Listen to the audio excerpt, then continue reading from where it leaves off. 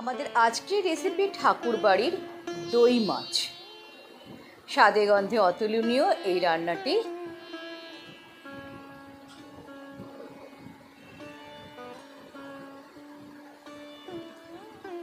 প্রথমে আমি প্যানে 2 চামচ সর্ষের তেল নিয়ে নিয়েছি এবং এতে 2 চামচ ঘি দিয়ে দিলাম।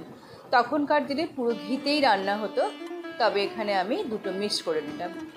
এবারে আমি এখানে 600 গ্রামের মতো পাকা রুই মাছ নিয়েছি, যেটা নুন হলুদ দিয়ে মেখে রেখেছি। এবার সেগুলোকে ভেজে নেব।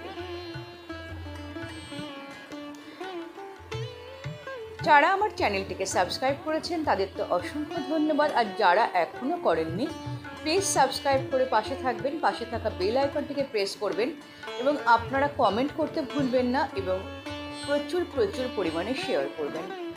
ঠাকুরবাড়ির এই ট্র্যাডিশনাল রান্নার খেতে সত্যি অপূর্ব এবং অনবদ্য। আমি এখানে 200 গ্রামের মতো টক দই নিয়ে নিয়েছি ফ্রেশ, তার মধ্যে 2 চামচ চিনি দিয়ে দিচ্ছি, আর দিয়ে দিচ্ছি 2 চামচ বেসন, আর দিয়ে দেবো আদা বাটা। দিয়ে খুব ভালো করে এটাকে আমি মিক্স করে নেব।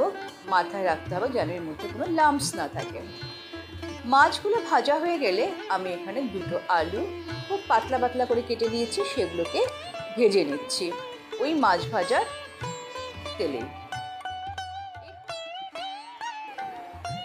ওই প্যানে যতটা তেল ছিল তার মধ্যে আমি গরম মশলা ও তেজপাতা ফোড়ন দিয়ে দিচ্ছি। ফোড়ন থেকে একটা সুন্দর অ্যারোমা বেরোলেই আমি এতে দিয়ে দিচ্ছি 2টো বড় সাইজের পেঁয়াজ ও কাঁচা লঙ্কা বাটা। এটা আমি পেস্ট করে নিয়েছি। নিয়ে এটাকে ভালো করে কষিয়ে নেব।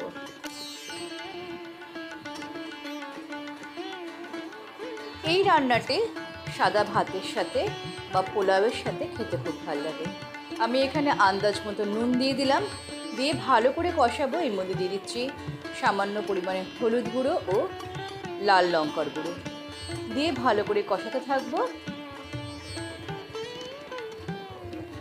যখন তেলটা উপর দিকে ভেসে আসবে তখন আমি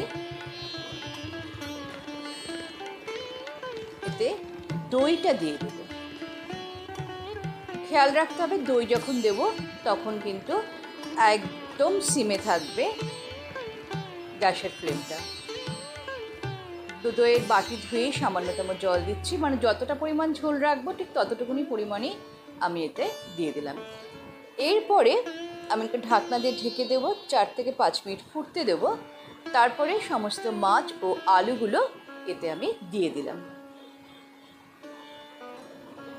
দিয়ে আমি আবারও ঢেকে দেবো যাতে মাছ এবং আলুর সাথে সমস্ত মশলাগুলো মিশে যায়। ব্যাস তৈরি হয়ে গেল আমাদের ঠাকুরবাড়ির ট্র্যাডিশনাল রান্না দই মাছ। বাড়িতে আপনারা অবশ্যই এইভাবে ট্রাই করবেন, জানাতে ভুলবেন না ঠিক কতটা মজা হয়েছিল খেতে। ভালো থাকুন, সুস্থ থাকুন, আনন্দে থাকুন। All the best.